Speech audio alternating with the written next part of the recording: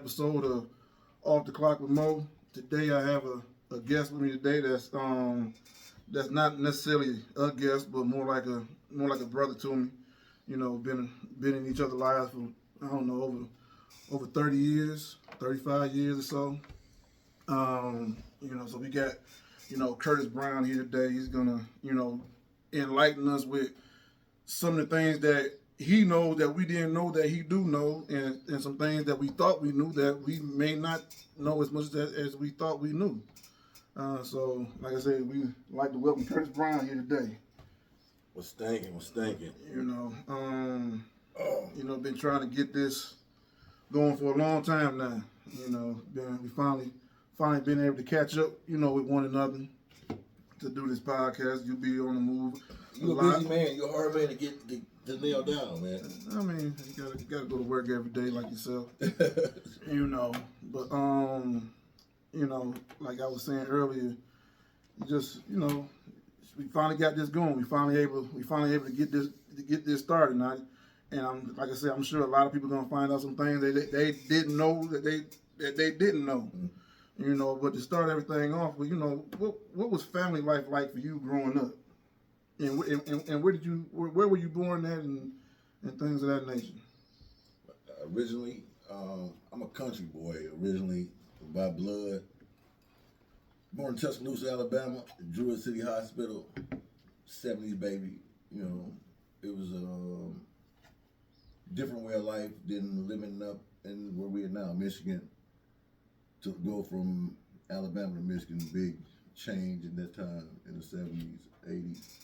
What's the difference between? I guess we can all imagine what life is like different between Alabama and Michigan, living in the country life versus living in the city life. But what was it like living in Alabama as a child? And when did you come up here?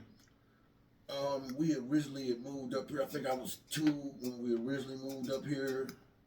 But we would go back every year, sometimes twice a year. We would go home and through the process of life. I went to school down there a couple of times because I had issues up here in the school system.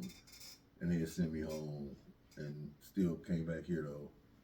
Just growing up in the South at that time, man, it naturally is farms. A lot of farms, still a lot of racism. And we talking about Tuscaloosa, Alabama. We're not talking about... What is Tuscaloosa, Alabama? A lot of us don't know. When we hear Alabama, we hear Sweet Home, Alabama. We hear Birmingham, Alabama. We hear Montgomery, Alabama. I think the only thing we know about Tuscaloosa, Alabama is Roll Tide. And that's what it is to know about Tuscaloosa. It's a place of... It's a lot of intelligent people in Alabama. It's really in Tuscaloosa. It's a hub, but it's not a hub like you would think. It's almost like an Ann Arbor, but the country version, where you have academia there, but then you have all aspects of everything: agriculture, architecture, history. You have all that, civil rights. You have all that is entailed in there. So it wasn't far removed when I was a kid. People think that racism and those issues weren't as prevalent in the 70s and 80s. I remember we would go home when I finally got old enough to really understand. I had never really been called a nigga until I moved to Michigan. Mm-hmm. So I understood racism, but I didn't know that I understood racism. Because when we got up here, it was more integrated. Down there, it was a black YMCA, white YMCA. Even though it didn't say no sign, it was understood that, and we didn't understand that as kids, but to go back home and to experience that, to know you can't move here, you can't think like gangs type issue. Mm-hmm. So it was in work ethic. The work ethic down there, it's different people. Southern hospitality, it's a whole different atmosphere. From my understanding, I can't speak to everybody else, but it's more family oriented in at that time, and to the point where sticking together, trying to get something. And when we moved here to Michigan, it wasn't the same type of. So when you say Southern hospitality,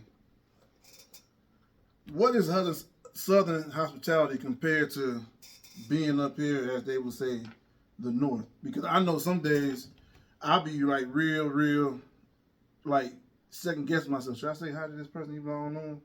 Because I hate to say something to somebody and then they don't say it back. My mother is big on this, and you know my mama. But my mama will not allow you not to speak to her. She's going to speak to you because my daddy was from California, so a different kind of man. Mm-hmm. My mama from the South. So the different mannerisms. I still say yes, sir, yes, ma'am to this day. So that's the way we were raised. That's Southern hospitality. But this is what and it's the truth. When I put it together in life, up here in the North, we'll throw a party and we'll get you drunk. But we ain't worried about you really eating. No, let's go get high. Let's go do this, let's go do that. The women don't really cook like they used to in the South. I don't know what they do in the South anymore because I haven't been home in a long time. But back then, the women cooked, and you would eat and drink and party like we do now, like we do. But it's just a whole different where we're going to make sure everybody's all right. Mm-hmm. Ain't nobody trying to get over on nobody. We're going to eat, we're going to party, we're going to have a good time. We all trying to make it see tomorrow. We all trying to make tomorrow better than make it day a better day. I didn't see that when I got here. That's just for mine, So with your family dynamics of being your mother from the South, your father from the West Coast of California, how did that work out? What type of what did you pick up from the West? What did you pick up from the South? What did you like from the South? What did you like from the West? How was they able to coexist and bring in two different cultures as one? At least from what you saw from your family dynamics. I never really thought about it, man. Because my mom and pop, because I was blessed to be in a two-parent home, mm-hmm. which was rare in the black community, especially at that time. Right. To have both the mother and the father in the home. I was never without my mom and daddy till my daddy died. Right. So I've always had that structure in my rearing, in my growing up, my maturation process. Now in life, in hindsight, that I'm older, I'm able to sit back and look at things in retrospect. They did a hell of a job because they gave us everything. They exposed us to some of everything. We weren't limited in our understanding of life. So what my daddy brought to the table, they both had good work ethics. Mm-hmm. They both had that work ethic thing. They both had a drive to implement knowledge in us, to drive us towards learning things, and whatever we were good at, they worked as a team. All families go through what they go through. Mm-hmm. Not like they didn't go through what they went through, but what they brought to the table, both of them together, and what they were able to give to us is invaluable. You can't really place a monetary value on it. Right, and with having a two-parent home and having siblings, because what is it, 3 of y'all? Yeah. How was that like? Being in I didn't have a two-parent home. I know, most of the people that I know didn't have a two-parent home. What was that like having 3 siblings, 3 brothers, and in the same house with the same and with the same parents? A lot of testosterone. A lot of amazing. You already got best friends. You already got best friends, especially because we all went 2 years apart. So we didn't have to have friends. And then my mom and daddy always put us in everything: track, junior achievement, acting classes, all kind of stuff. They just put us in everything, so they always kept us busy. So we didn't necessarily have to have friends.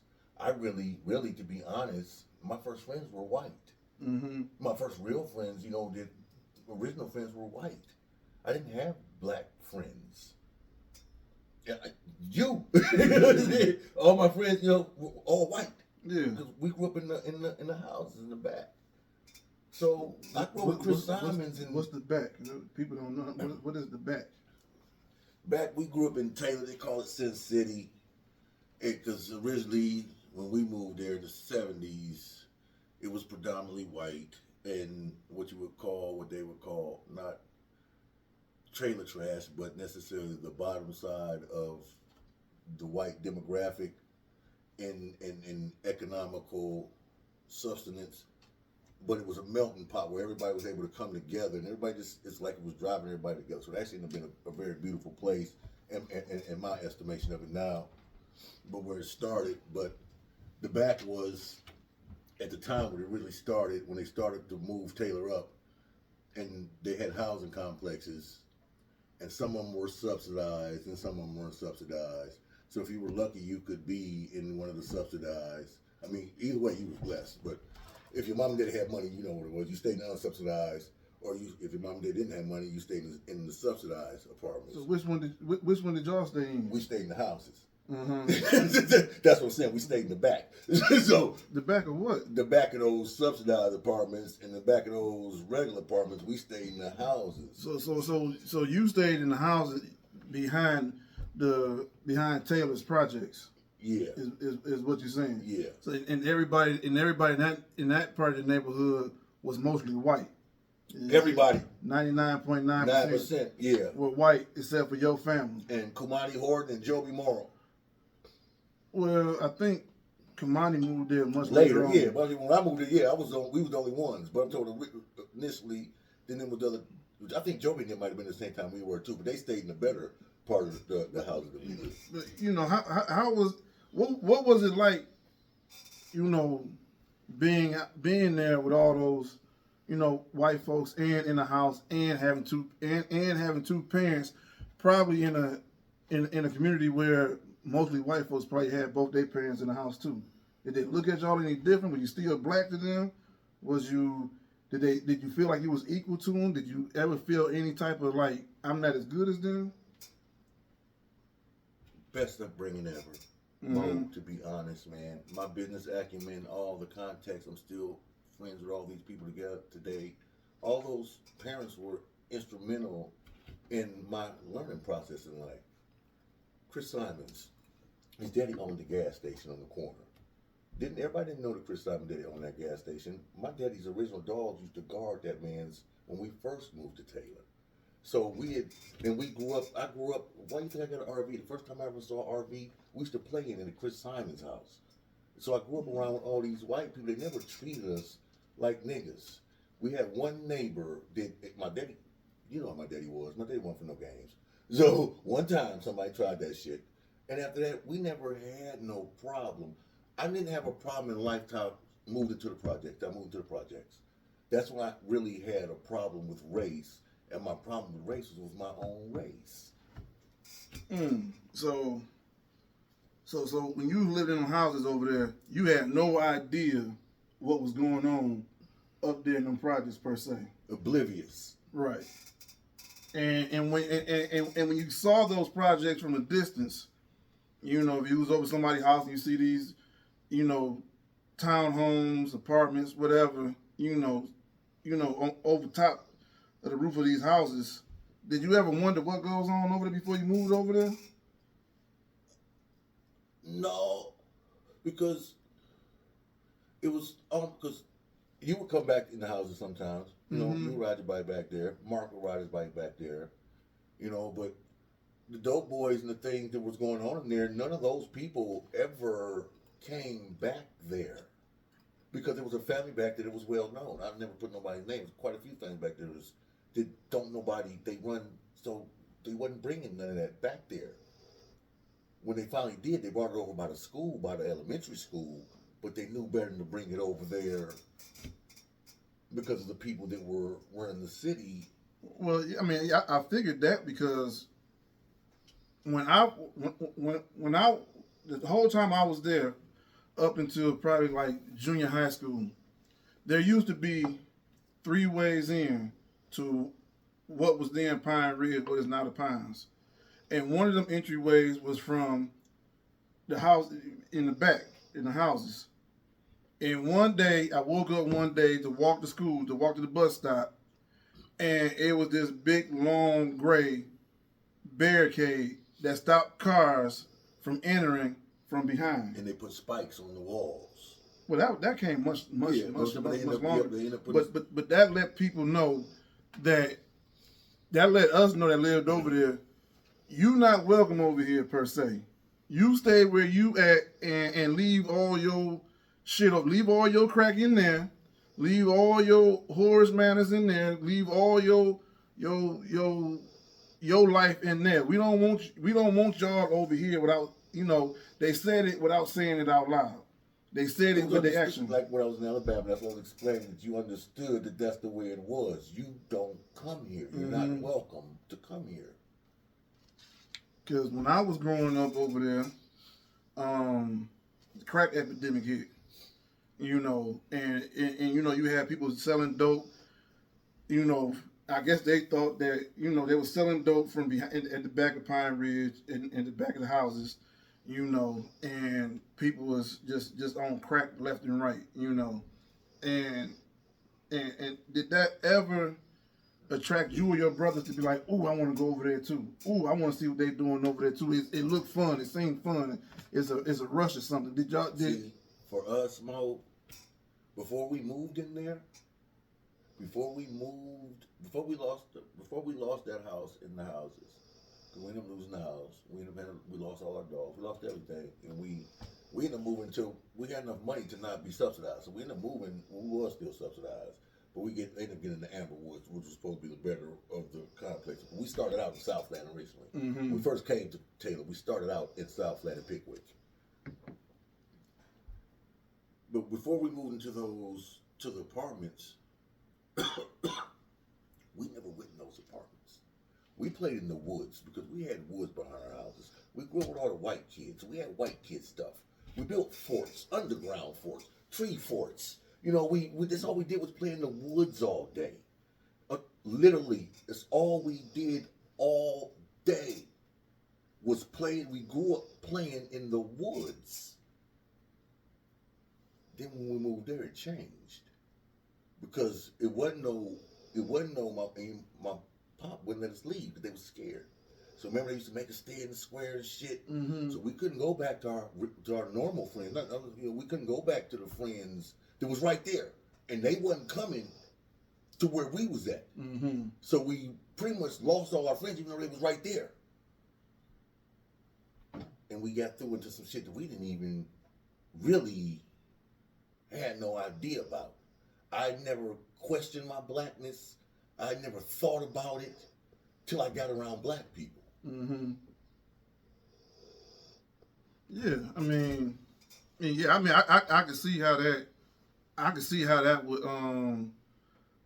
would look. I can see the shock value in that going from having a house, playing in the woods. I don't know if you looked at race, or you just looked at everybody as friends and everybody as who they were, or did you look at them as white people? That's where my mom and daddy raised us.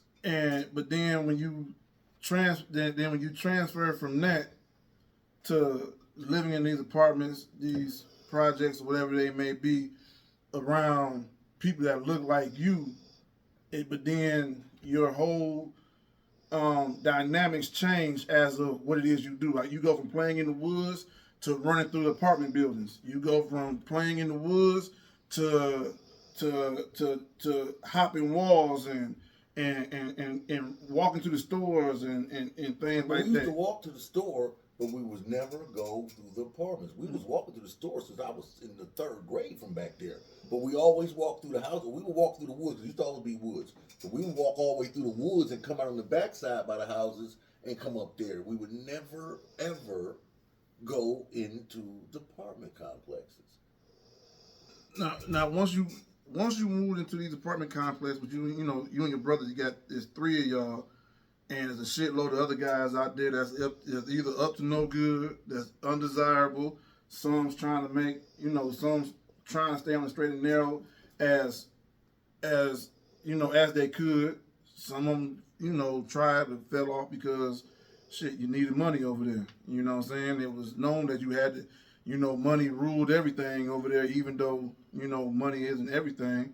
To me, family is everything. If you got the money, then we got the money. If you don't have the money, then we don't have the money. Right. You know what I'm saying? If you got the new stuff, we got the new. If you don't have, you know what I'm saying? But there, Over there, money was like, look what I got, look what I got, look what I got. I got the freshest this, I got the best that, I drive this, I drive that. You know, did it ever entice any one of any one of y'all brothers? You know, and how did your parents combat that? If they did combat it? You know, it's going to affect anybody. Anybody who says that everything has an effect on everybody. It's just a matter about how it affects you. That's just what it is. You know, because even no effect is an effect, because the lack of effect is an effect. Mm-hmm. I was never impressed because, mind you, we grew up with white people. They had all that shit.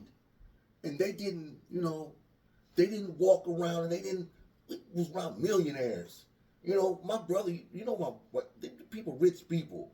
So I was never impressed by none of it because I'd been on more than what anyone I'd ever seen in the hood had. So it didn't impress me, but it impressed Chip. But the impression wasn't because he was right there with me. We all been on yachts before, limousines, and all that before we'd ever met any of, you know. But the need to fit in. Mm-hmm. And that was the problem. Having to fit in. I got to fit in. Come on, Chip had scholarships, Chip Junior Olympics. You know, people paying for him to go to college. But because his need to want to fit in, did that make you fit in? To look, you know, and we were thrust into a position we got to find a way to fucking fit in. You know, for me, because my mother and father already gave us the tools to be successful. I was in junior achievement. We were all in junior achievement. This wasn't me. We were all in junior achievement. So we'd already had started businesses. You know, when I moved, this is what I did. Because when I moved, when we got there, and I saw what it was, and I didn't know the Chip was doing what he was doing. You know, then when I found out, I'm like, oh shit.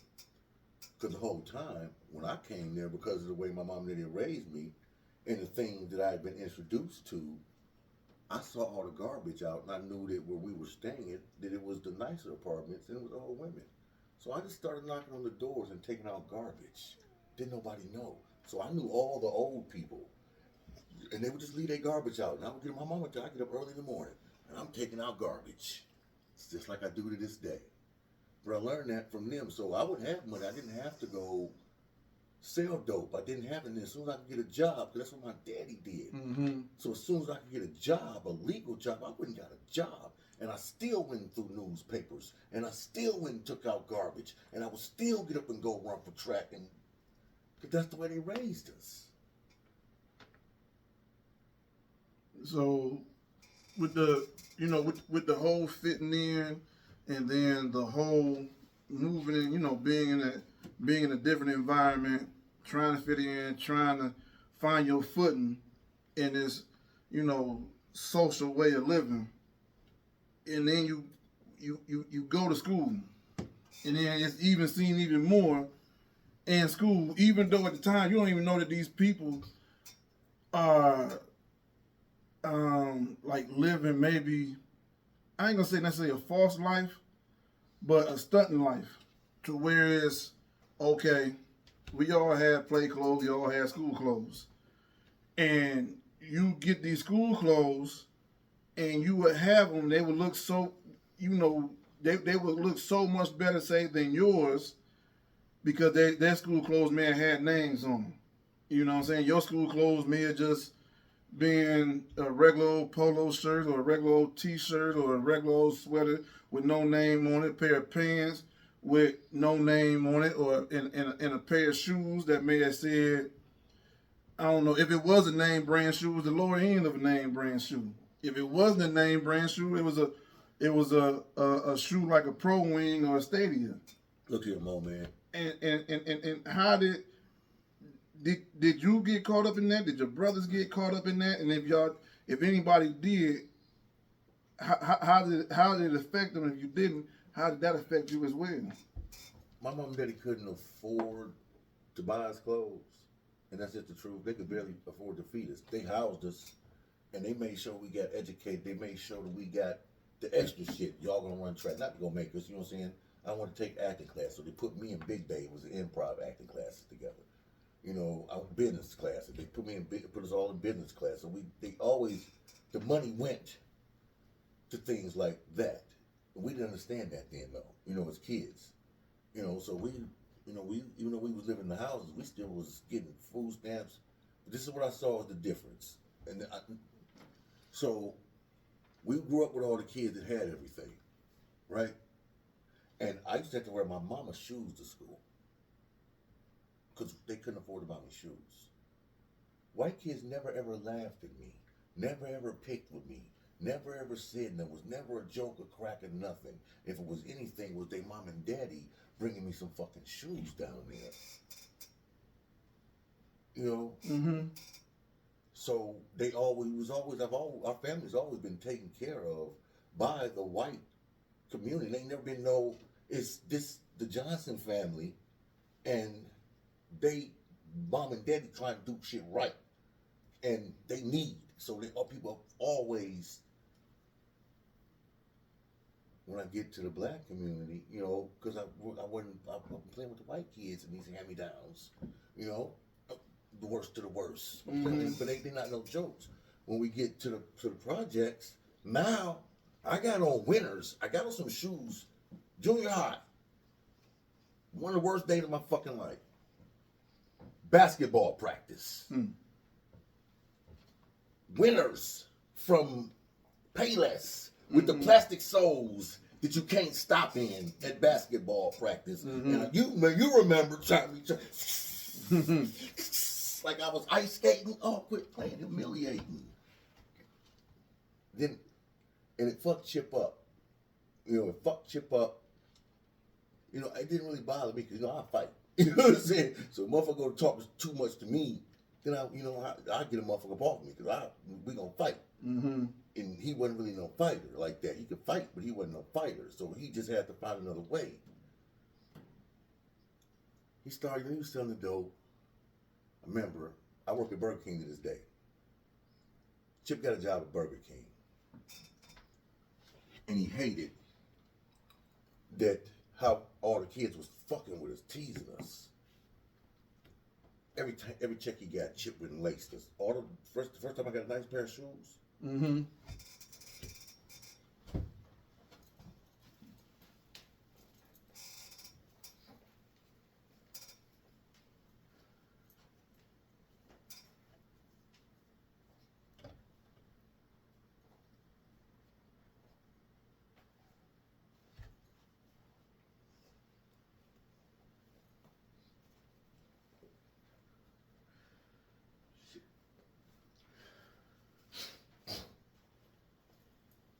First time I got a nice pair of shoes, my brother, he bought everything.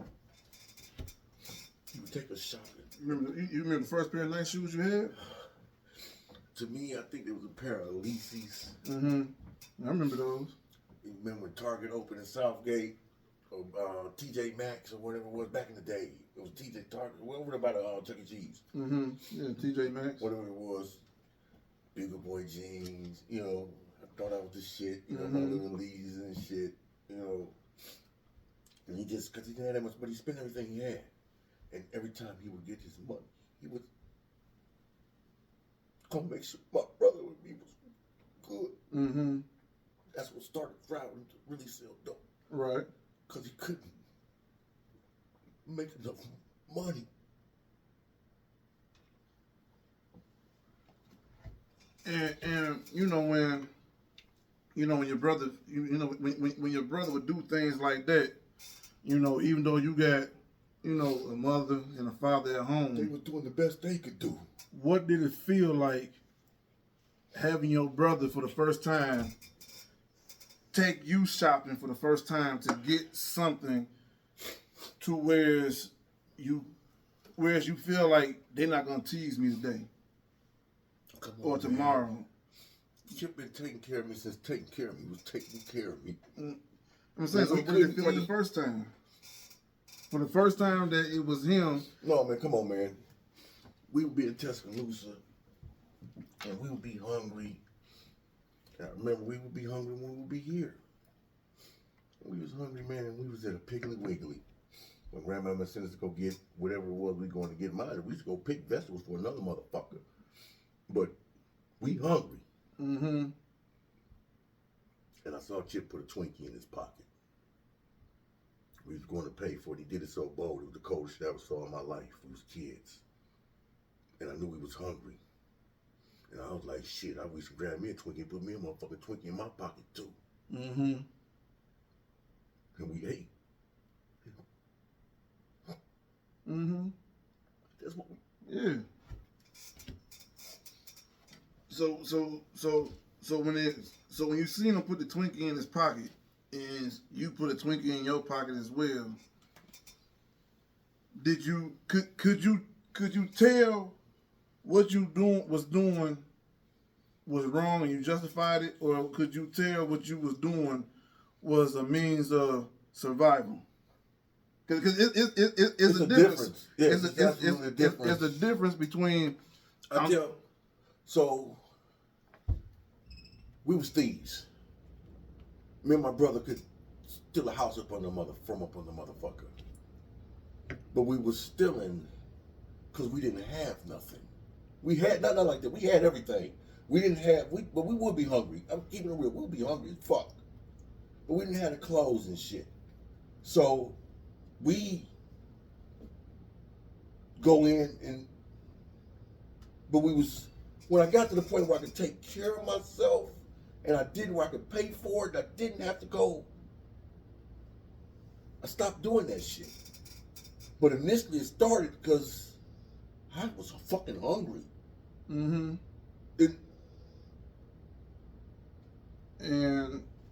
But when did it go from stealing because I'm hungry to stealing because I don't want to pay for it? They end up blending in together. You become what you're around. So when you keep doing it, you start getting immune to the shit where if you don't know the difference, it become a habit. Mm-hmm. You know, it become a high. You know, it's just a habit. It take a long time to break. You know, but for a long time, I didn't trust my damn self around my damn self because I was liable to put anything in. Yeah. So when you was so the first day you went to school, junior high school or whatever. You remember I stole your toys out of school, right? Yeah, that was in elementary school. Yeah, you remember I stole Kai, right? I had a ring going on in elementary school. Yeah, all y'all was. I don't know about David, but I know you and Chip. Man, we was bad. Yeah, y'all. Yeah, we was bad. Yeah, we gonna bring that one up in a little Yeah, bit. we was bad. You know, but when you was at school, the first day you got that whole outfit, Alicia shoes. You said Boss.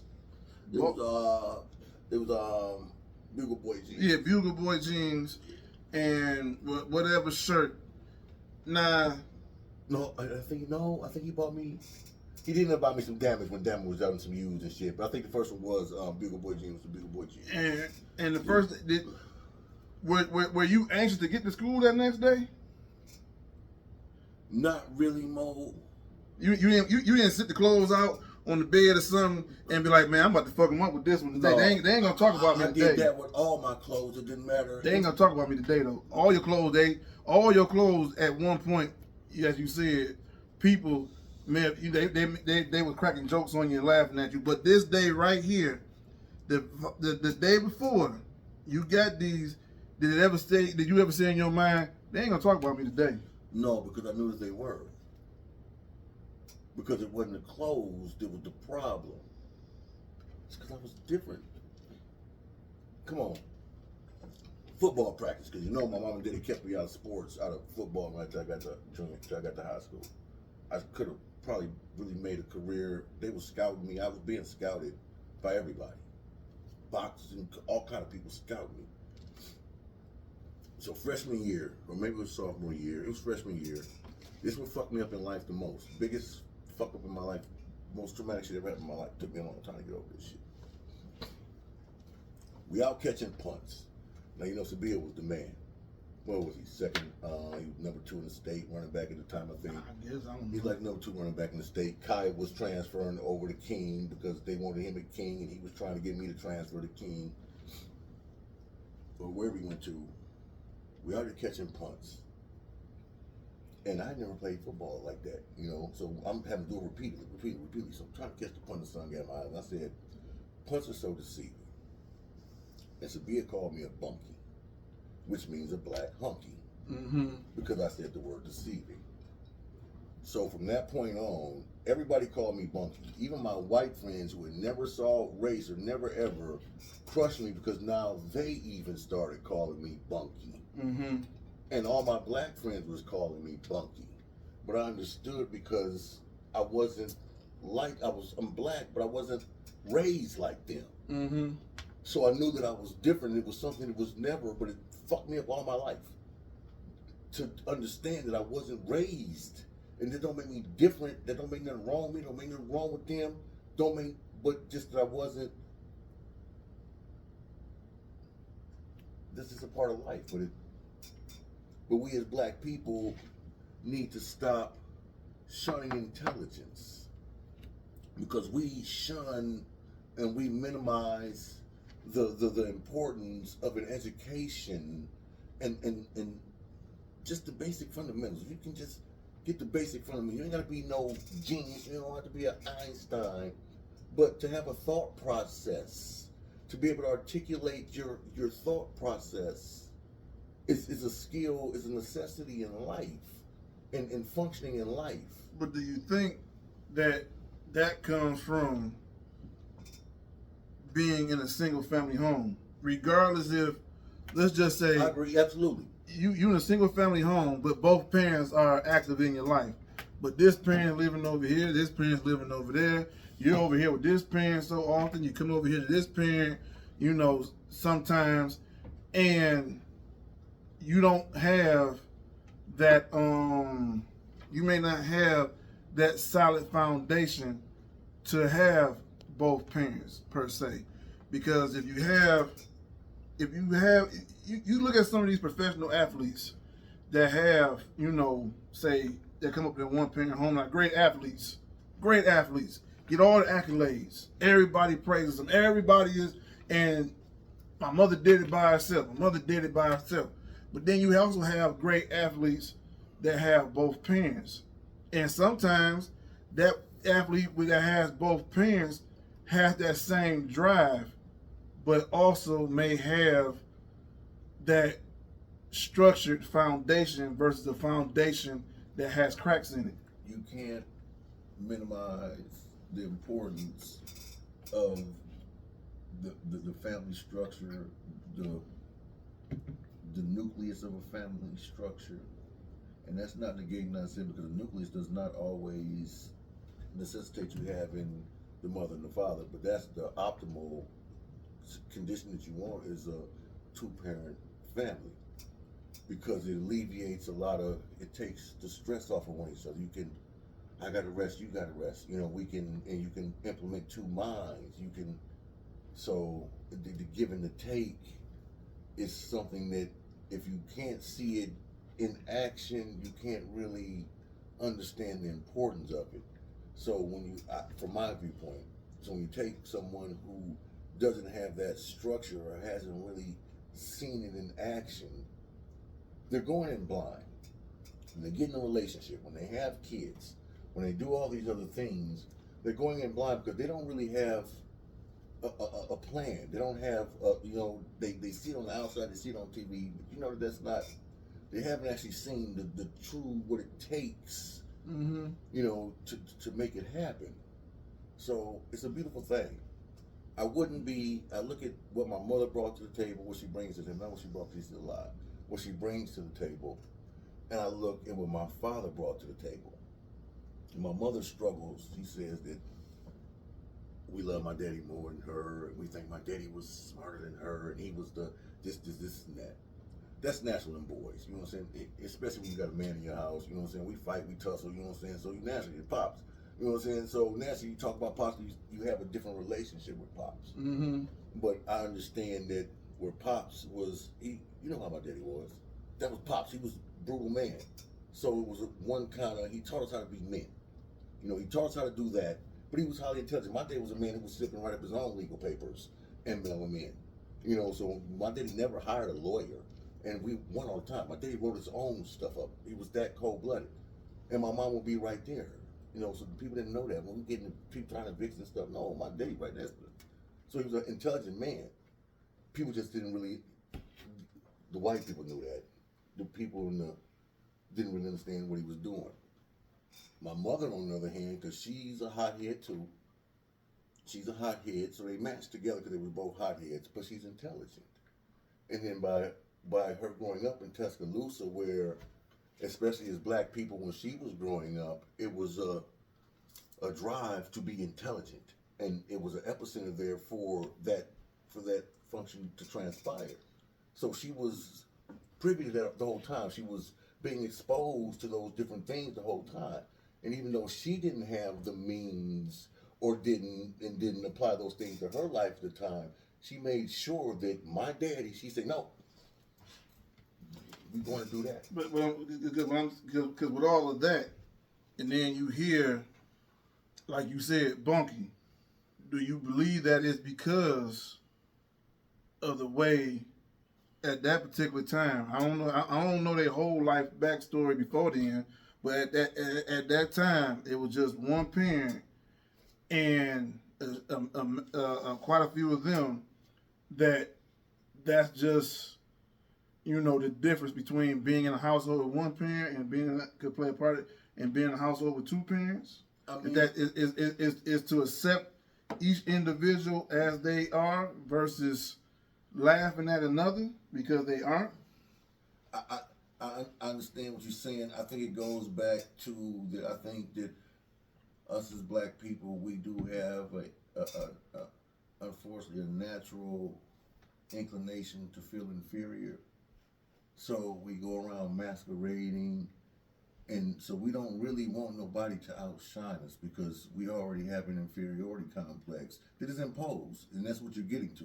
Is that it is imposed, you know, systematically on us because we don't have a two-parent household and we don't have the financial means to do the things that we need to do. So we're being some of the actions that we're taking are not necessarily good actions or good ways to go about things, but we have to understand what's causing that to transpire.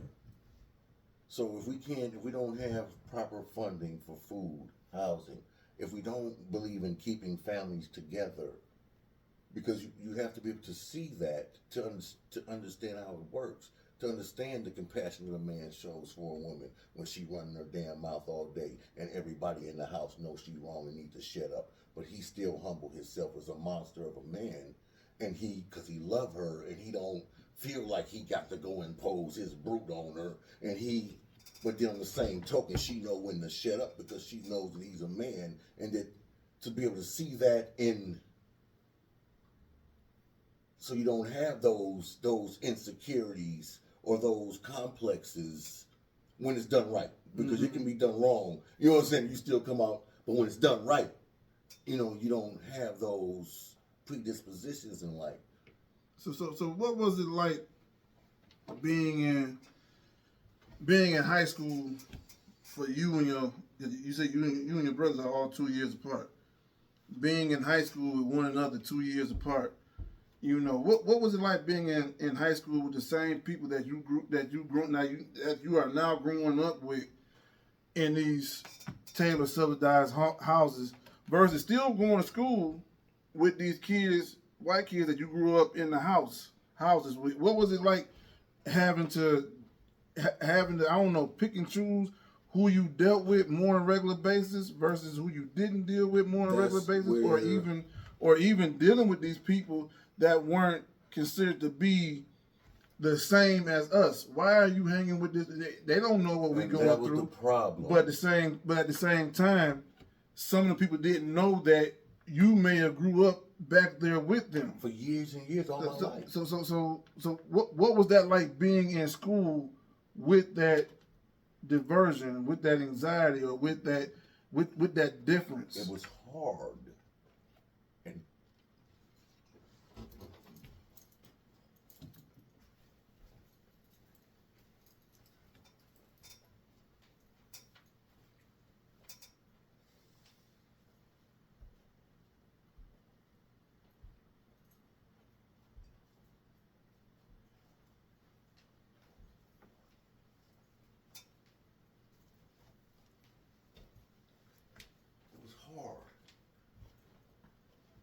because I wasn't going to give up my friends.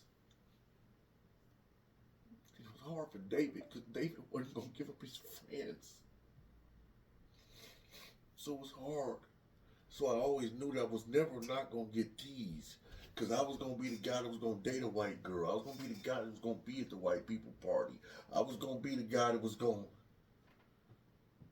So what was I going to do? Tell my friend we wasn't going to be friends no more? Mm-hmm. So how did you navigate that? How did you navigate being here with this group of people and also being over here with this group of people, and then even at other times being around a group of people that you never grew up with until you met in high school? I was blessed. My mom and daddy did a good job. I can't say it enough. They did a hell of a job raising us. So, I think my IQ was like 120 more in the second grade. I could read and comprehend on the 12th grade level. I was reading encyclopedias. I still got them in my house to this day. Black encyclopedias, black. So my mom and daddy always supplied us when we couldn't eat. They was feeding all of this. So my favorite word is malleable. So it's my ability to never compromise my integrity, but to be able to fit in. It's been my favorite word since like the second grade. Mm-hmm. So I learned to be that in life, to be doo-doo, I can be all things in all positions without compromising me. I'm going to still have my same integrity. I might just have to, but I'm going to still be that same person. I'm not going to change who Curtis is, but I can. I learned how to do it, and I learned how to do it good. Mm-hmm.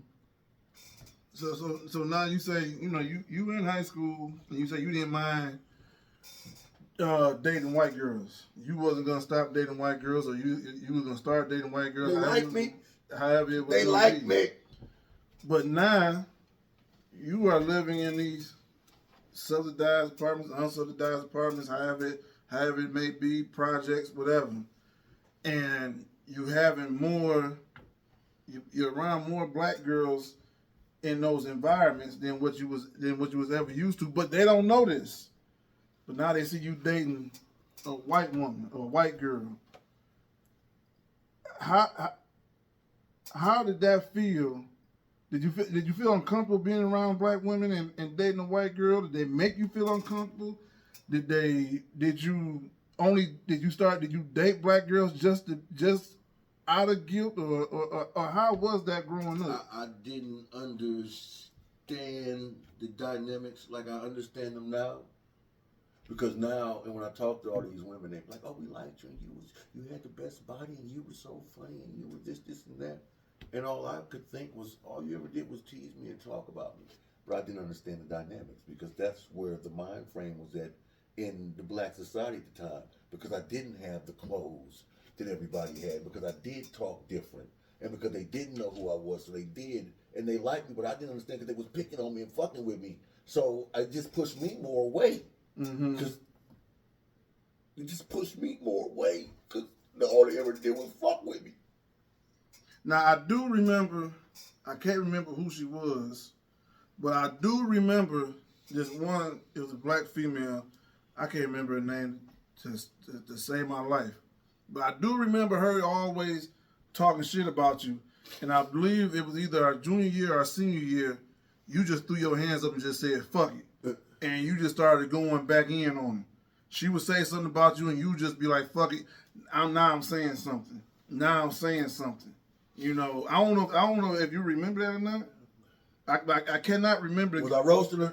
Yeah. Oh, because I can be brutal with words, Mo, man. I cannot remember. But do you know who I'm talking about? No. But I do remember at some point, I guess it may I used have to been be your brutal with breaking them point. sometimes. That's why they would be mad at me, because sometimes I'd tear their ass up. And this wasn't brutal. It was brutal, but it was brutal in jokes. That's what I'm saying. I get brutal with jokes. I get the brutal with my words with them. Because she just, I don't know if it was a bit of everything that was going on beforehand, and she was just the straw that broke the camel's back, or if you just didn't care for this person no more, or whatever it was, you started fighting back with those same words that were used to per se hurt you. You know, I do remember that. You know, That's my best tool, is to use what you're trying to use against me. I can take it. Can you take it? So I make jokes about myself. I take the power away from them when I choose to, but I don't like doing that because I don't like being that person. Because I think that's the baddest version of me. Is when when it's vindictive, because I have the capacity to be that, and I don't like being that. so after high school, we done graduated high school. Everybody's going their own way. What was it that you did after high school? You know, as you went into adulthood, into being a young man. I was in college. I went to college. I enrolled in Henry Ford. I was working at the Taylor Board of Education at the time. I actually was offered a lifelong position at the Taylor Board of Education because I had worked there for 4 years already. I worked all through high school. I worked there. I think at the Taylor Board of Education. It wasn't 4 years. Probably more like 2 years. No, it was 3 years. I think I was. No, you did the summer program. I worked the summer program with you at Truman High School.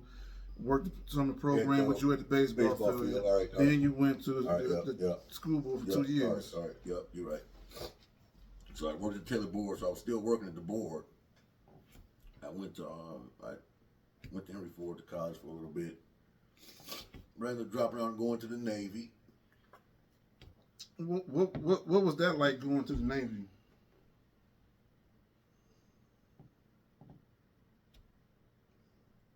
I was ready.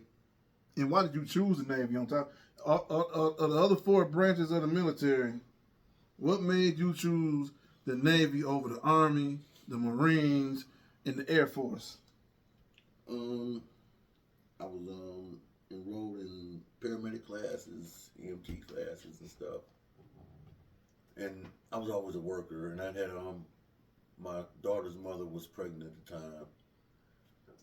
And I was like my daddy. I was going to take care of my family, and I wanted another job, even though I was working at the Board of Education and I was in college.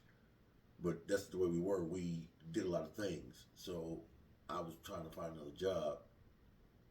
I was sitting in the library in between classes, and I remember they used to have them damn employment guides outside they had one of the employment guides outside the library. So I'm like, fuck it, I got tired. So I grabbed the employment guide, and I'm looking through the employment guide. Part of the problem for me was that the Board of Education couldn't hire me in full time until I turned 21, and I still had time. So they was like, just stay here, and so I'm like, all right, I'll just get another job. I would work the 2 jobs, wait till I turned 21, so they could hire me in full time. They wanted me to be the head of maintenance, the board office. So I'm like, man, but me and my pops went through a lot of bad stuff.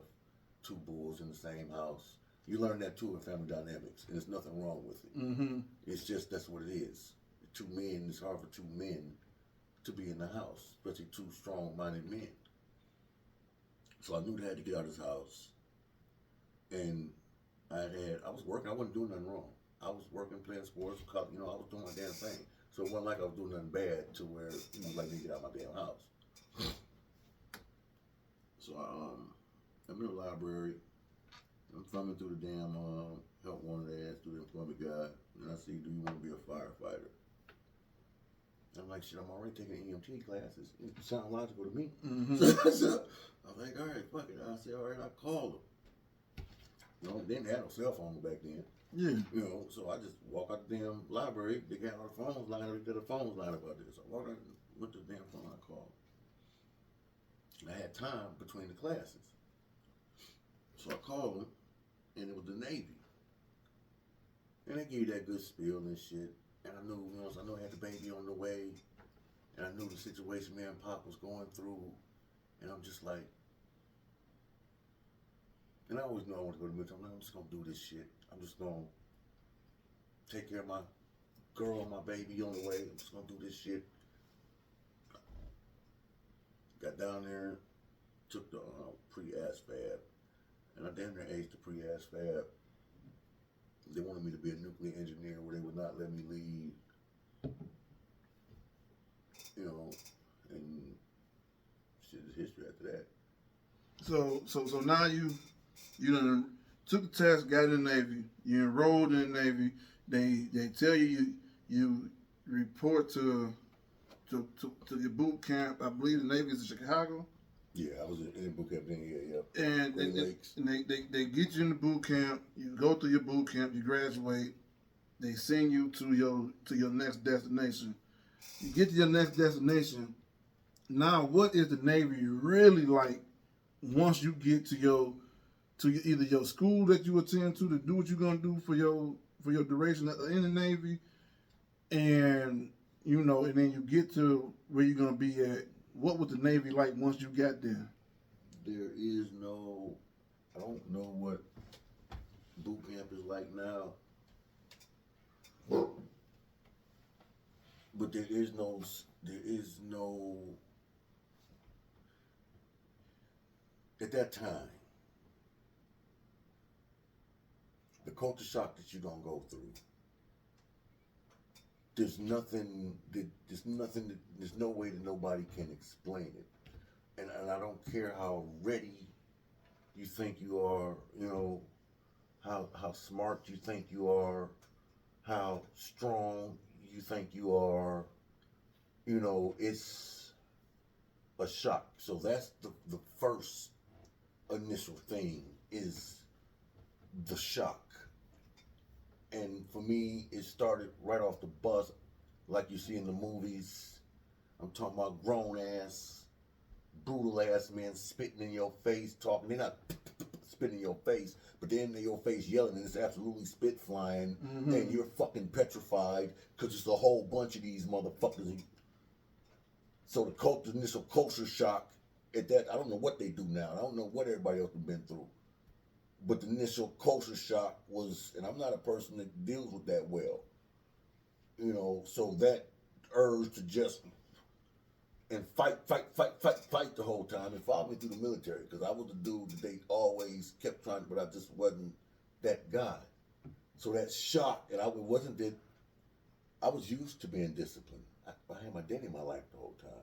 My family is military, Army, so I wasn't used to, so it wasn't that it was just the whole everything, and then watching how other men were reacting, just the whole everything of it. So boot camp initially, after boot camp, the military was a breeze for me. But I went in doing the same shit that I was doing on the streets. I was intelligent, but I was still be stealing. So I took the same shit. So the military could have been an amazing thing for me. Mm-hmm. But I went in and I got with the wrong people, doing the wrong things. It was. Did them wrong people look like you? Did those wrong people? Was it a diverse of wrong people? Did everybody look like you? That was We were going on? diverse. I've always been a diverse person. I don't pick and choose like that. So they just friends, people that I resonate with, good people. And they all end up turning out being amazing men. But at the time, it's a culture shock. Like, no, it's not like going to college. It's about going and getting everything stripped down that you thought, to have that stripped from you, and then to have something built on top of that, or try to be intermingled in it, is a culture shock. And then especially when you're young, if you first time away from mom and daddy, now you out here, they giving you credit cards, they giving you money, you traveling to different countries, you traveling all around, you meeting up with the best and the worst, and so it can be a good thing, it can be a bad thing, but it is what it is. It always is what it is. That's the military. So with you being in the Navy, were you on cruiser ships, battleships, the ships that the planes land on, submarines? What kind of ships were you on, or what ship were you on? I was on the South Kakalaki, the USS CGN 37 South Carolina. Mm-hmm. It's a nuclear guided cruiser, California class cruiser. I think she had a she's decommissioned now though. But basically that she could run for 20 years with no gas. Then once we set out, But what is a cruiser? Everybody don't know what a cruiser is. What does a cruiser do? it's not really like a warship. I mean, I'm not gonna go all into detail, but it's Yeah. not really like a warship. They're all warships, but that's not its main function. What's its main function? You know, its main function is to get out and go. You To know, do what while you getting out and going? I mean, it depends. A lot of times we You gonna run the with somebody? lead ship. Yeah, we the one we do defense, but we the ones that we go in first. We make sure everything all right. We gonna be the first ones on the scene. So it's a recon ship? I mean, it can all ships perform different duties, so it's no just it. It's a lot to go into. If you're in a battle group, aircraft carrier don't. It's the central hub. That's the damn office. Mm-hmm. So then you might have a battleship. The name tells you what Yeah. it is. You know what I'm saying? Then you have a cruiser. It pretty much tell you what it is. It's telling me it's just cruising. Right. That's what it's telling me. That's what it's telling you. Is it cruising to do recon? Hey, we got some people over here. We That's got some always, people over that's there. always contingent on. Well, all right. So yeah, what you said. So basically, quite a few times that we would go. They said, well, you got to go pick. You got these people floating down in the ocean. They trying to get here. You got to go pick them up. Or we need you to get over here real quick, and we need you to go pick that up. And we need you to go here and go that. But that can be a function that is Okay. not necessarily determined on your class of ship, because it can be determined on if your ship is in that area. It can be determined on a lot of things. You know, it's not. Yeah, I'm just trying to get an understanding for those that want to understand exactly what it is the cruise ship, because I know what the battleship is. Like you say, that says what it is. I know what's the other ship. It's cruisers, frigates, destroyers, battleships. You have The supply one ships. the planes aircraft land. carriers. The aircraft. Everybody, all them names say what it is. Battleships, destroyers. All this say what it is. But I hear cruiser. That's what I'm People saying. want to Did know. you hear what it says? It's the one that cruises, the one that get up Yeah. and go. So when shit got to get happening, he gonna be the one. Because if you as a regular person, if you saying cruiser, he got to go. That means you running. We running to something. Sometimes we running from something. Yeah. You know, I'm just trying to get it to understand, so you know that everybody know. And But pretty then much all the names are tell what they do. You know, they tell what they do, but a lot of the information is because we want to attach a process to it, but the government doesn't work like that. If we're not going to war, or it's not something that's just paramount. It's contingent on what the powers to be to say, all right, y'all need to go do this, y'all need to go do that, you need to go do this, y'all gonna be able to so. So it's a cruise ship. It's a ship that gets up and goes. and what was your job on the cruise ship? I was a radioman communications and intelligence specialist. So you on the radio saying y'all got to go? You on the radio At saying? the time, they just recently, I don't know how recent it has been though. At the time, they were trying to, it was a switch, because originally it was just radio men, but radio men all have the information and technology was always together, so they should have never been two separate entities, and they was just wasting time, so they just ended up merging them all together. So now it's just not a radio man rate, it's just not an IT rate, I don't think anymore. I forget because I don't keep up with it anymore, but it's just all what it should have been the first time. This should have all just been one group. So you on the radio, you communicating with all the other ships. You on the radio, commuting with inland. What does the radio person do? What the radio man does is all medium, all forms of communication. Is we transmit and we receive it. So we're the ones that maintenance the antennas, set the antennas. We send the land. We patch between landline communications and satellites. So we have ship to shore communication. We have ship to ship communication. So we use the different mediums for that, whatever it might be. You know, so yes, you know, you can radio can communicate with anybody around the world. And how long did you serve in the Navy? Just short of 2 years. Just short of 2 years. Just so a year and a few months. A year and 11 months to be exact. It's a lot of companies. They put me out so they wouldn't have to pay me because you have to do the full 2 years. Like I told you, I was not necessarily doing the best things. So to stop from having to pay me, you do 2 years, they would have had to pay me, especially because of my face being shattered. So they put me out to make sure that, and this what they do, just short of 2 years, because they had asked me to stay, but I was having a lot of problems at the time. I hadn't figured myself out. So So you serve under 2 years. You got a daughter, you know, that's out there. Now you're out. So how many children do you have, you know, that biological children, I mean, even maybe, you know, stepchildren, you know, but I mean, I know, you know, how you may want to take care of every child that you see, but that's not raising. right. So how many children do you have that's either biological or that you can say that you actually raised as a father-son, father-daughter versus somebody's auntie children So that we you just bring gonna together? say, just as a parental figure, father figure, how many kids I have? Have 2 natural sons and 2 natural daughters. I have one son by Selena that I raised since he was 2-3 years old. The son that I'm raising now, I'm daddy. That's the father figure that he knows. Me and Barb were together for a lot of years, so all her kids call me daddy. I raised all our kids through their really formative years when they needed somebody, and she has 4 kids. It was a one time where me and all her kids and my kids were all living together, so we was all just one big. So what's the oldest and what's the youngest? Man, I don't remember, man. They in their 30s, man. 30. My daughter, first natural born daughter was born in 96. So 96, and the baby, her birthday was on the 6th. The 6th of what? Of this month. Yeah. And how old is? She just turned 2. So you got kids that's 30 plus down to 2. Yeah.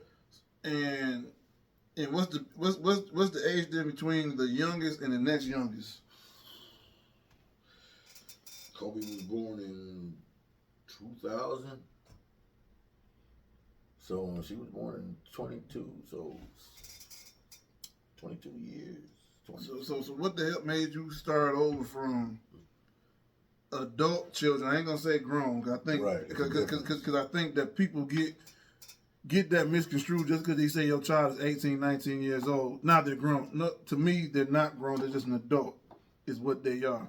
They're an adult. They haven't grown up to be a full-grown man yet. They haven't grown up to be a full-grown woman just yet, unless they doing full-grown people things. Now, if you a man, a young man at 18, 19, 20 years old, and you can take care of your business plus take care of someone else, all right, then maybe you are grown. But till then, to me, you're not going to be. You're just an adult at this time. So, what made you go from adult children to having a brand new child, a juvenile? That's a long ass story, Mo. That was growing up in a 2-parent household. I always wanted a family. Just always what I've always wanted. Kids. I said I wanted twins. I remember I was I wasn't even in first grade. I had some neighbors. They was black neighbors too, but they was paid. They was living around us at times in houses. And we said their name was Eric and Erica. And I just loved kids. I'm like, I want twins. I want twins when I grew up. So I always wanted kids.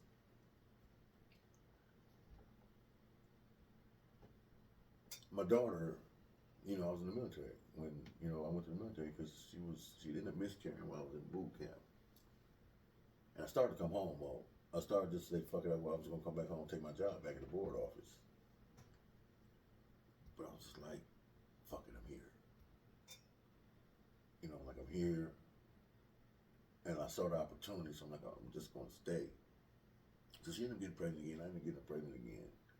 But she ended up pretty much stealing my child from me. Mm-hmm.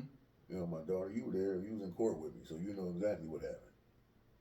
That was part of my problem in the military because I was having so many problems between my father dying and my daughter being took from me. Mm-hmm.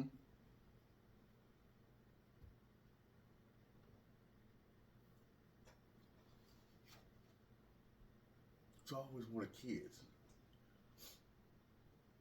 But I was fucked up. After she took my daughter, I was fucked up. My mind, just all the things I had been through, was just fucked up. I was searching for death. I wanted to die. Mm-hmm.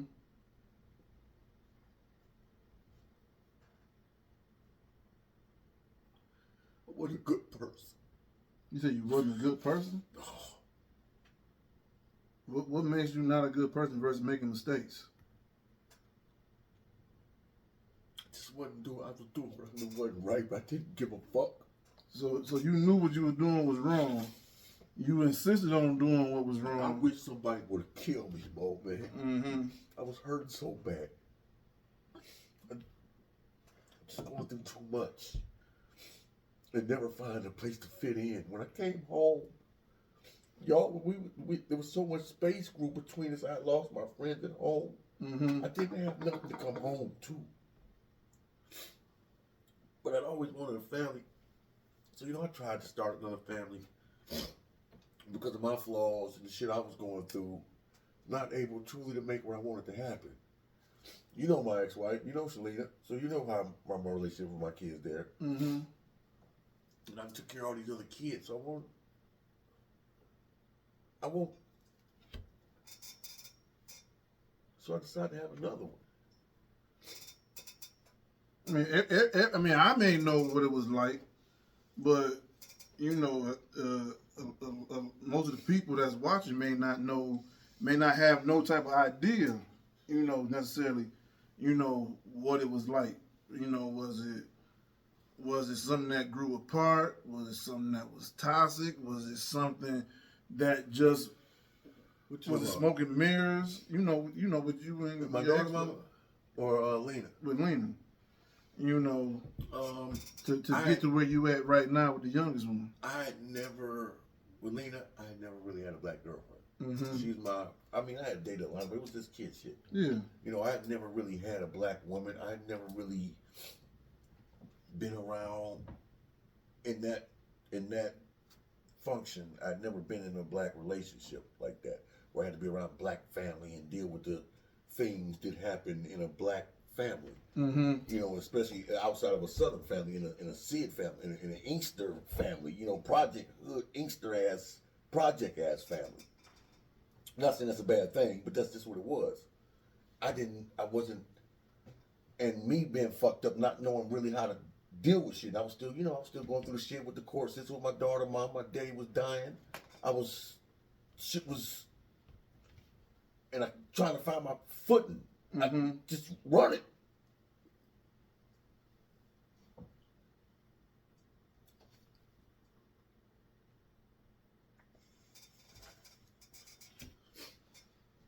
So what was it like being in a relationship with a full blown relationship with a black woman, raising a family with a black woman?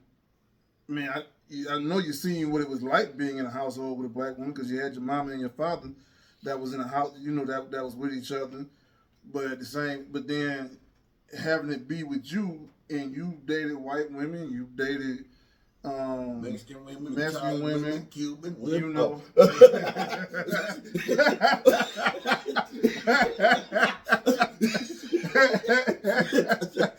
Don't get me started, Mom. Please, you want me to go down the list? Please do not get me started. What was it? Did you have to be something that you wasn't to be with her and to be around the extended family of her side? That's part of the problem, Mo. I don't change, because we already discussed what I had been through as a kid. And then the same thing of me getting thrust into the military and being in and out of prison and jail. So I'm used to being thrust into a situation where I don't know what the fuck is going on. And figuring my way out. And figuring out how to survive.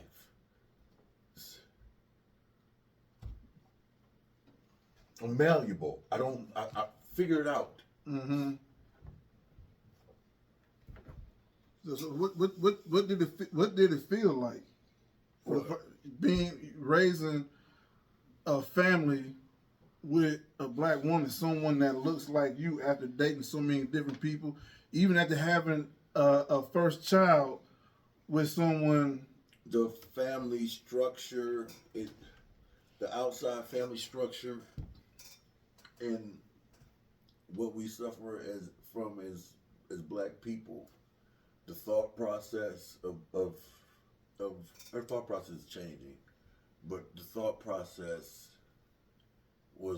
didn't match mine because she had for lack of better terms, she had the nigga mindset, and I don't have the nigga mindset.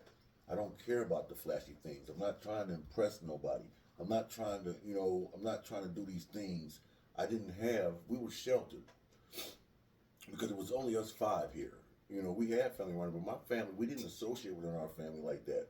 So I didn't know that auntie might smoke crack. And then I didn't know any of these things. And even when I would do it with other people's family, you might hear it once or twice, you might know it, and we cracking jokes just so you hear the shit.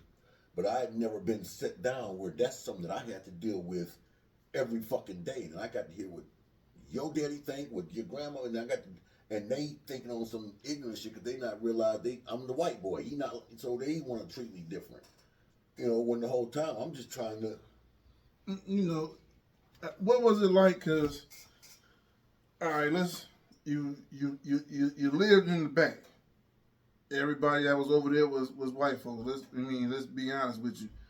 White folks and black folks live different. No matter no matter no matter how much money you got or don't have, we all gonna live different. Even if we got things in common, we're all gonna live different, and that difference may be in the way that you talk. Because you may have heard people talk in, you may have heard people talk, so to speak, say the King's language versus. That's the Queen's English. The Queen's English versus hearing, other people talk that don't talk in that fashion, that may talk in more slang than anything else. Than anything else. And I believe, when you talk in slang, it's also a defensive mechanism to say that you're not going to catch me up on anything because I'm going to use this word that can mean 50 other things. Versus you being direct with the word that you're using because you said the word that got you called a bunkie was what? A black hunky. No, but what caused that to come out? Because I said they were deceiving. Yeah. You hear deceiving, but in one culture, the word deceiving may be used as you're lying, you're a liar, right? And not understanding that it's 15 other words to say other than lying and liar, and you chose deceiving. What was that like coming into a black family, with it being your own immediate family that you're raising the children with, and also the distant family, cousins, aunties, and things of that nature of that person's family also? To where, do you dumb down your language, or do you or do you keep it up there? When you keep it up there, are they talking about you? I say I learned to dumb myself down in high school because I know that I started doing that because I told you that I was my mental capacity, my intellectual capacity was at the time was I had the capability, capacity to do whatever I wanted to do, but after that incident. After that, I stopped going to class. I was in all college prep classes. I was programming. I took computer programming half a day at college. I went to half a day at college for the college class as a sophomore in high school. So, but after that, I started skipping class. I started because I just wanted to kind of fit in. I'm like, damn, every time I would open my mouth, somebody would have something to say about what I was saying or how I was saying it. So I did learn to stop, and I'm trying to get back to my old self because I know the words, but because I don't use them, I stopped using them. I'm trying to get it back because I like being able to articulate myself. I like being able to communicate in a way that people understand what I'm saying. Yeah. And it takes more than just the basic vocabulary to do that. You know, you can't really define, you can't be precise with what you're trying to say. You have to have the right words. Mm-hmm. So, and I need that ability. That's why I was able to be a radio man in the Navy, because of my ability to be able to communicate, not just with the mediums, but to be able to sit in front of a mic. And how was that being with her family? Did they look at you Oh different? yeah, I was bunky. Even with her family? Oh hell yeah.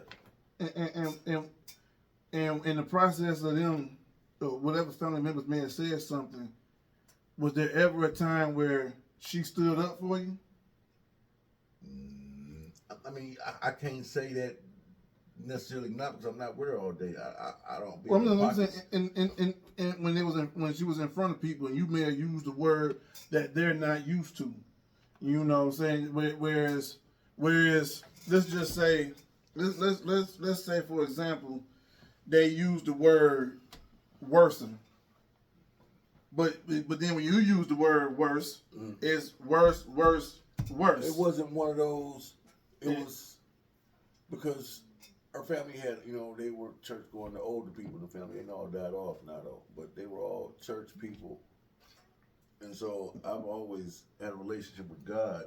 So quite naturally, I would be the deacon at the church. And everybody would see my value because I worked on cars. So everybody knew that, so everybody would use you for what they want. I need you for this, I need you for that. But behind your back, it would never be one of those things where somebody just straight to my face said, but you know that it's being said, and you can see it in the actions, you know what it is. Mm-hmm. So I know that they're like, feel some type of way, like he thinking, don't, but you gonna use me to fix your shit though. And when you need me to come, but really in reality, you're mad for the same reason that dude was calling me a bunkie. Mm-hmm. So same thing. Right.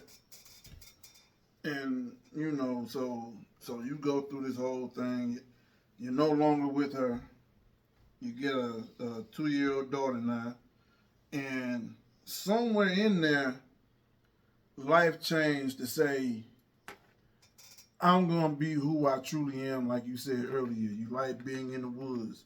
You played in the woods as a kid. You did so many different things that you can say isn't culturally per se for black people. You decided one day to say, I'ma live this way. And that way became what? I live a van life. Yeah. Yeah. And when did you come up to finally say, this is who I always knew this is who I was, but today this is who I am? It was a process, and I don't know necessarily if it hadn't went through that process that I would ever got to the comfortability where I'm at now. Mm-hmm.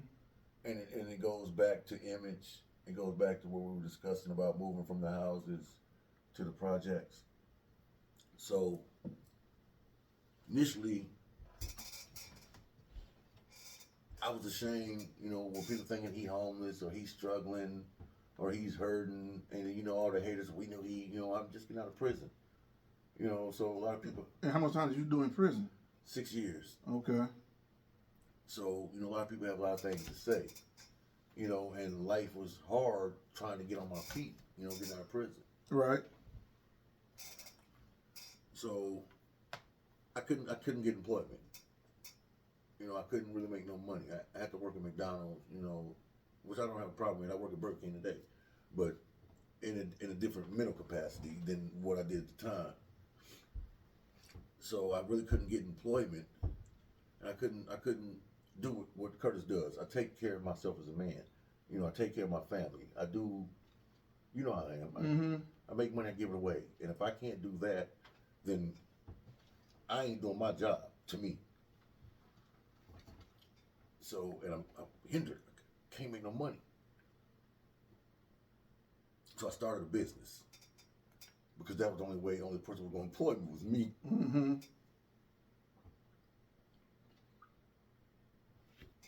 For my business, I would have to travel.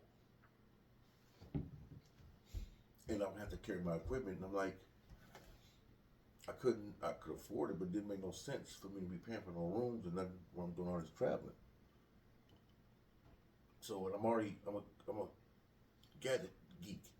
I like gadgets and you know me, electrical shit. I like electrical shit. I just that's just me.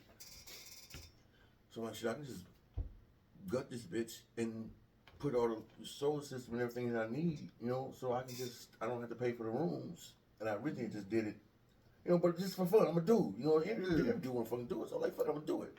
I'm on sites and I see every site I'm at. The boss always got his own trailer.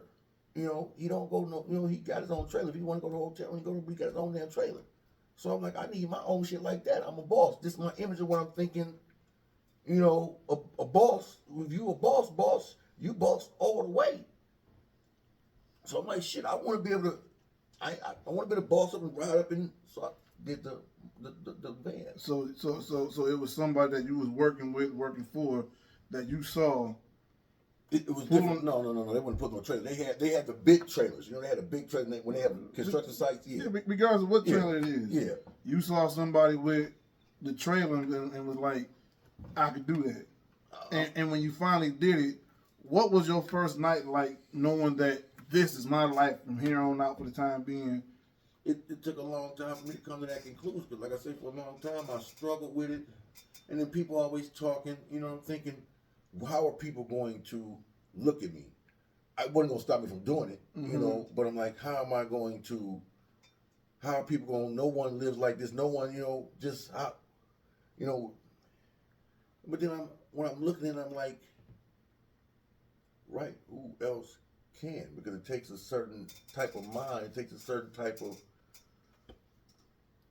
something in you to be able to do it. It's not for everybody. Yeah, it do take a lot to be able, to do something like that. I mean, I'm not gonna lie, I can't do it.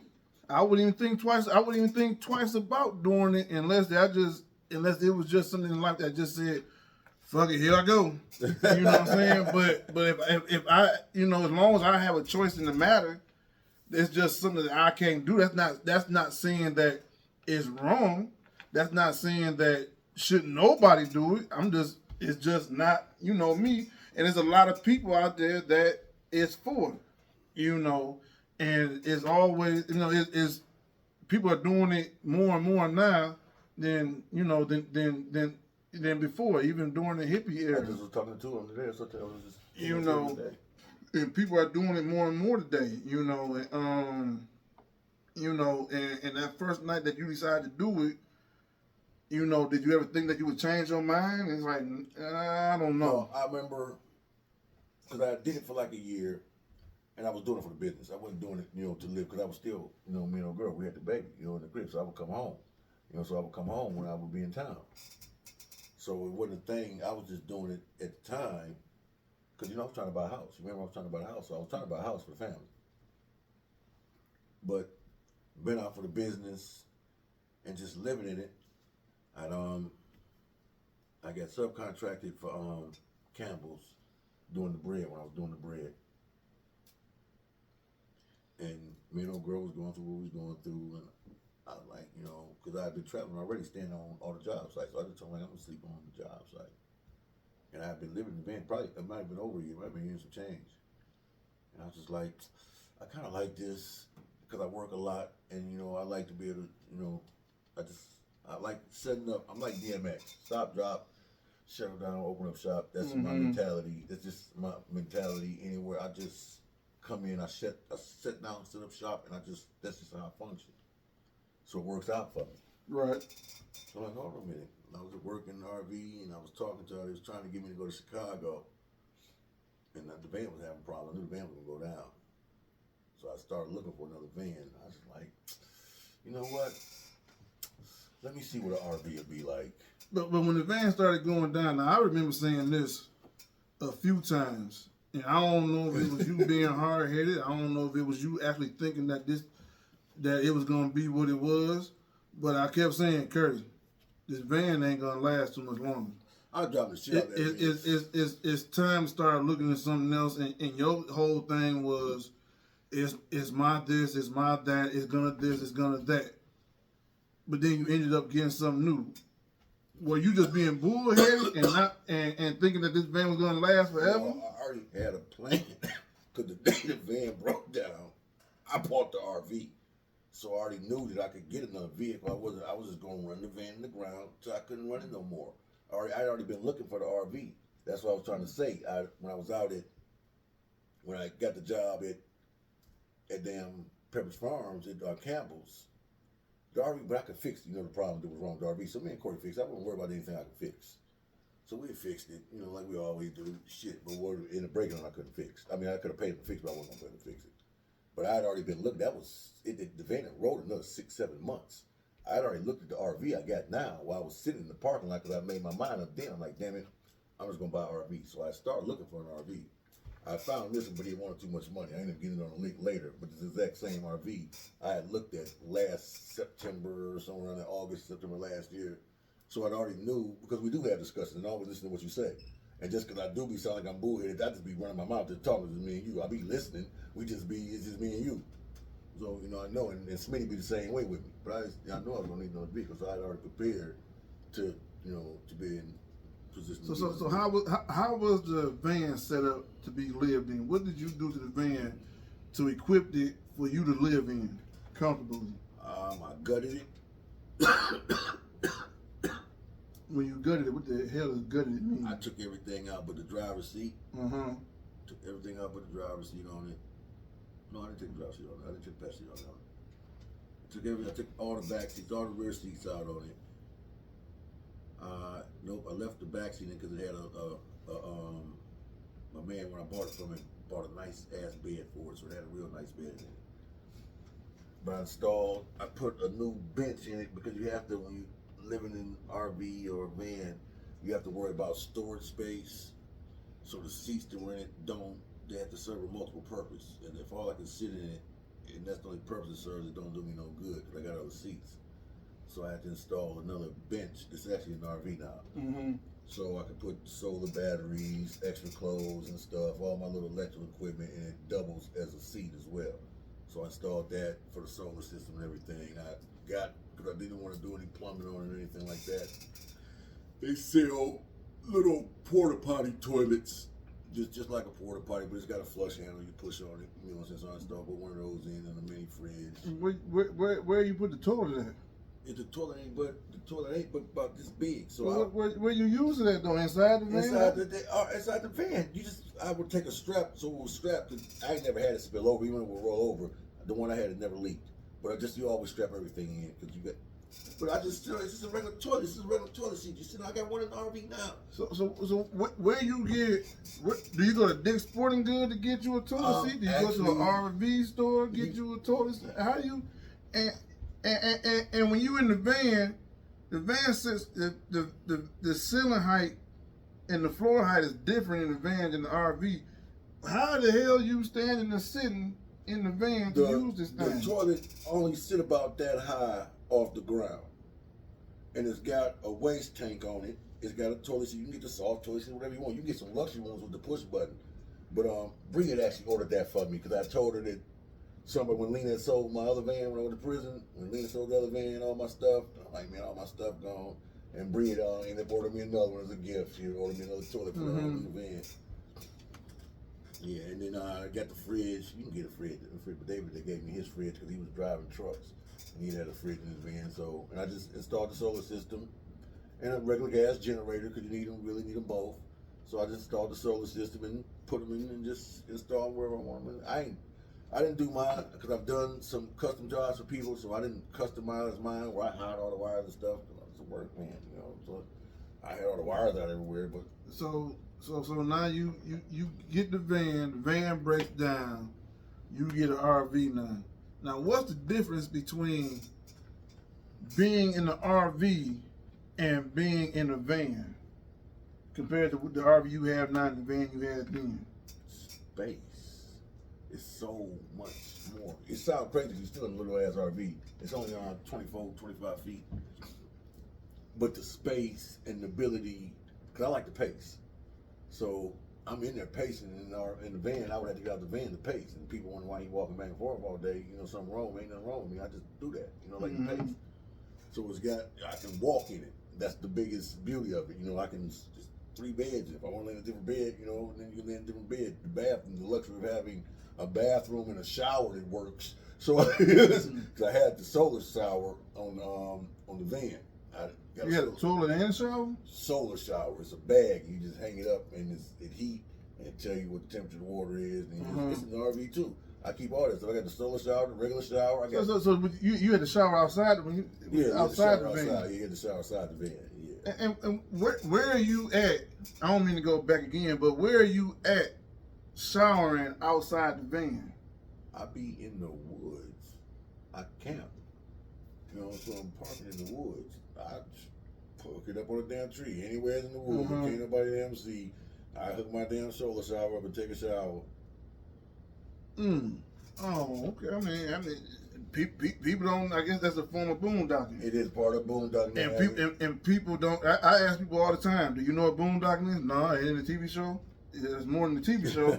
You know, and people don't necessarily know what boondocking is. So when they're hearing this for the first time, trying to get, you know, to understand, to understand exactly what it is. Because you can say everything, but won't nobody understand it unless you put it in plain layman terms. Right.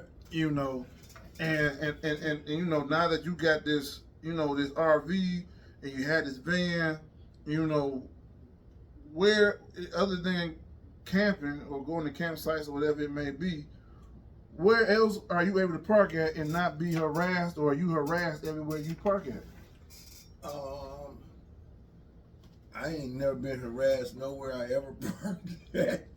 You gonna have times people come out and tell you can't park. Well, well, I guess that's what I should have said. Yeah. When people say you can't park here, you can't park here, you got to move on. We don't want this. We don't want that. That generally happens, and once you boondock, you know where you can park.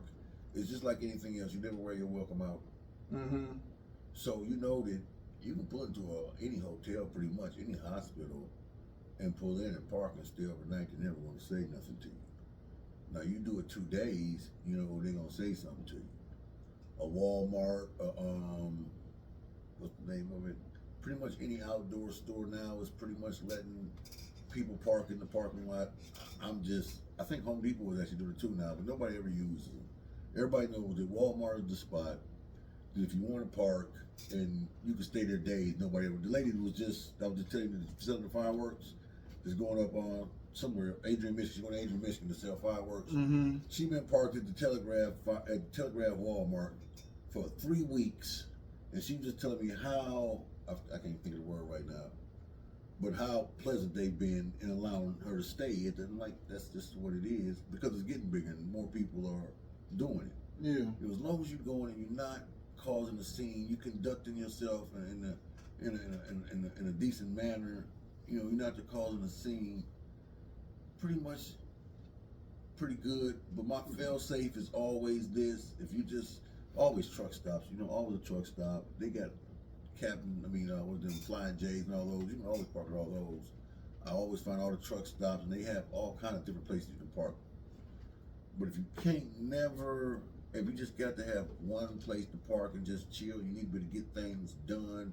You need to be able to wash dishes, hook up to Wi-Fi. Any 24-hour laundromat is my fail-safe. If I'm out of town and I can't find a place to park, ain't no Walmart close by, hotels kind of seem like they might say something. 24-hour laundromat, nobody never gonna say nothing to you. And if you in there 2-3 o'clock in the morning, you can wash your dishes. If you got to charge your batteries, you can charge them. But don't wear it out. It's not something you do, you know, every day. But if you just got to do it, nobody's ever really gonna have no problem with it. Now, since you've been boondocking, what is one thing that you've never really done before that boondocking has a benefit to doing that you've never done before?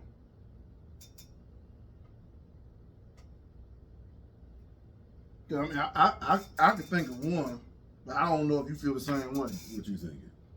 I'm thinking that, you know, part of boondocking, you know, one of the advantages of boondocking is that you can go fishing, catch the fish, clean the fish, eat the fish that day. No fish ever sits in the freezer for days and weeks and months at a It was always time. fresh. I always eat everything, fresh. Yeah. When I get my vegetables, everything I eat is always right then. I don't really keep any food here. So you're right. Yeah, I never think about that just as necessarily benefit. But I did start fishing when I started because I had never fished before I started boondocking. Right. So that was part of me. Part of the thing for me for boondocking was, and I don't know how it sounds to anybody, but I just tell the truth. I don't like to be told shit, Mm-hmm. and I just know that about me. I don't like for nothing to have no control over me. I like to have control over my situation, whether I win or lose. I want it to be in my hands. So anytime that I have to compromise, because like I said, I'm malleable, so I'm willing to work. But anytime I have to compromise myself, or I feel like you're unjustly trying to impose your will on me, then I have a problem with that. So because I have a problem with the way the system is run, I have to be self-sufficient. I have to be able to, everything that happens has to be in my control. How much power I use. Everything I have to know exactly what every ounce of everything, I have to have accountability for that. I don't want to have DT say you owe me this much money. No, I don't owe nobody no money because I know how much I don't, So being that you boondocking at an RV, is there any type of amenities that say that I have that you have just as well? You got everything you got.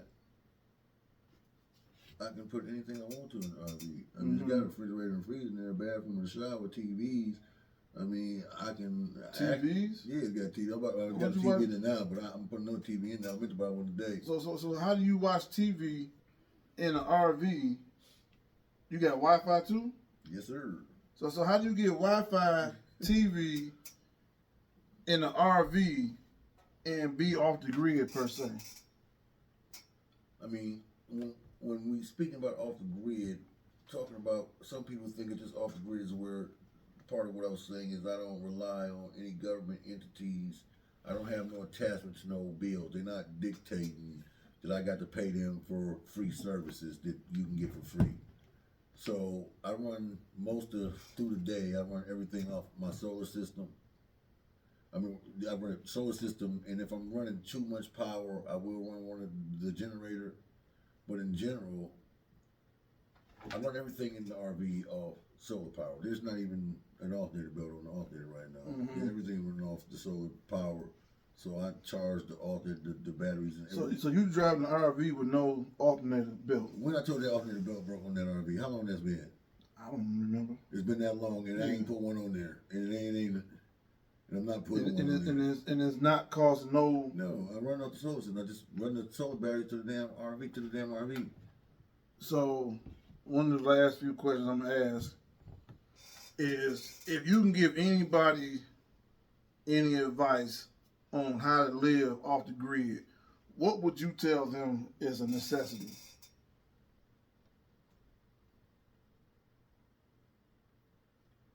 If you really, it depends on what you're talking about off grid. If you're talking about living a van life, that's one thing. If you're talking about sustainable living life on a homestead type deal, that's a different thing. Oh, the way that you living. Oh, all right. So you're talking about in a van life. I would suggest first the things you need to do first is you need to go rent an RV, and you need to live in it for a week or two, and you're gonna find out real quick if it's for you. It's not for everybody, because what if you like a lot of clothes? You ain't got all the room for your clothes. Do you want to pay attention to your power consumption and usage? Your usage. You have to pay attention that.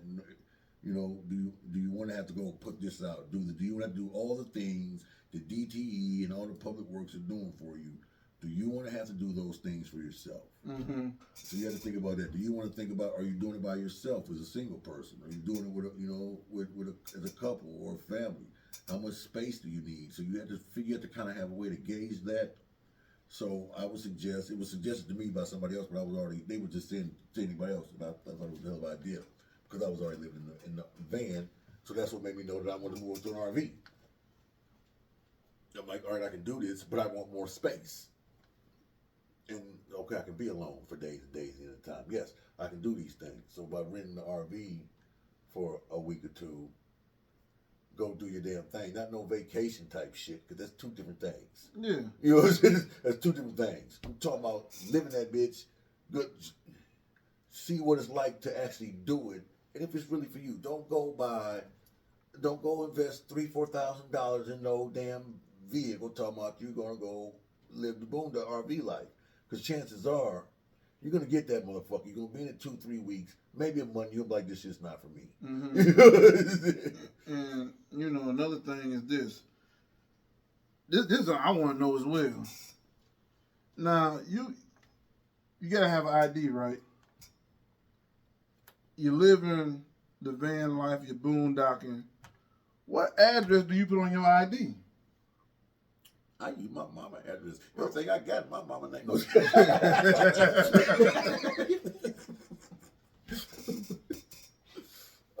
Man, you can use your mobile home as your address. So You put RV on your ID? I think so that you can use, but you still have to get a postal. I don't know how it works, but I just was looking into it because I was wondering about it. Because let's just say, But I'm not sure. I'm actually gonna get the information on it no more. yeah, because I can imagine. Let's just say one day you get pulled over by the police and they let me see your ID. You know, I look at your ID and everything is blank besides your name and your birthday. Hey, look, when they look at my ID, I tell them I live in the van. I was telling them I'm like I live in the van. Well, after a while, if I look at your ID and I don't see nothing in there as far as the address. I put down, my mama's physical address. But it's somewhere, a wise man once told me a long time ago, we're never gonna get out this life alive. So one day, that day is gonna come to where it's what is gonna be on your ID one day. Mm-hmm. God allowing. If everything goes as we think that life should go. Well, maybe they should use my license plate because that's what they see most of the time. I think that may be a good question for those that do live that life. Might be. I know that you can. I have been looking into it, but I didn't read all the information, so I don't want to give you the wrong information. But I have been looking into it because I was thinking about they come up with a lot of these trailer parks where you can RVs, just like a mobile. You can rent the land and park it there and stay there forever. I was thinking about getting to that, but I'm like, I would rather just buy my own land and do it. Mm-hmm. But it's still the same thing. I was like, where do I go? Do I get an address just for that land, or how's that going to work? 'Cause I'm not trying to put a house on the land. Right. So I'm looking into it. This has been I feel like this has been a great podcast today. I think that a lot of people, everyone that watches this, that either know you or don't know you, may feel as if they do know you and have learned quite a bit of what they thought they knew that they didn't know, and have learned quite a bit on the things that they didn't know to get a good understanding of it. And I think that you articulated it, everything as far as who you are as an individual, who you were then, who you are now, and where you're going, in the future. For yourself, what makes you, what motivates you, what gets you up every day to accomplish, do what it is that you do. And I think that, a lot of people are gonna be like, damn, okay, all right. Either, that's for me, that's not for me. I understand that. I went through that just as well. I haven't went through that, don't want to go through that. People gonna get a whole lot of stuff out of this podcast from you, sharing your story, sharing, your ups and downs and things of that nature, so I just, appreciate you, just coming out, coming over here and, just being a part of Off the Clock with Mo. That's what we do. Let your head down, tell the truth, say what it is. Some people gonna like it, some people not gonna like it. Some people gonna agree with it, but it's your truth, and that's all that, that's all that matters. So I just want to say, thank you for coming back on the podcast. The first one only went 17 minutes at the trial. I want to do another one because I want to do some more in detail on the van life. Yeah. And get